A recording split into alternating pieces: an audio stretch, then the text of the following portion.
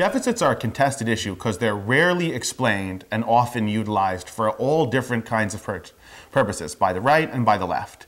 In the simplest form, a deficit is simply when the federal government's tax revenues, because your taxes that you, the American public, pay, become the income of the government, do not cover their spending. So if they are spending more than they're receiving, they run a deficit. The most common reason that a government runs a deficit in American and Western history, at least in theory, is that they want to stimulate the economy. And here's how this happens. Private businesses, who are allowed to make their own decisions, that's what free enterprise means, they become concerned about the near or long-term economic prospects. They then begin to save. What does that mean? They spend less. They buy less new machines, they purchase less new buildings, they develop fewer new products, and they lay off workers or fire their workers. This creates a problem in the economy. There's money missing from the flow, what we call in economics often the circular flow. It's missing from the system. This is what creates a recession. This is also what happened beginning in the spring of 2000.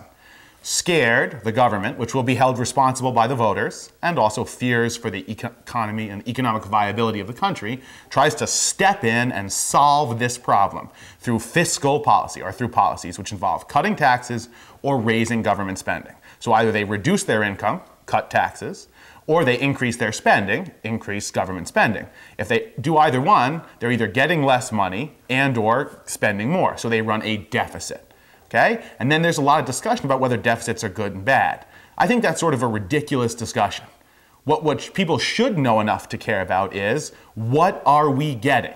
We will have to pay this money back, but what taxes are cut? Which taxes are not cut? What is spent on? What is not spent on? That's where all the action is for the individual American. Is deficit good, deficit bad is a general, abstract, theoretical economic discussion which makes no sense because it's abstracted from the lived experience. If they cut your taxes, you're that much better off. If they cut taxes but not your taxes, you get nothing. Only the government, your government, has less money theoretically, sooner or later, to spend on you and things you might want. So you may lose from a tax cut, you may gain from a tax cut. Likewise, if they choose to respond to the recession by increasing government spending, the question is, on what?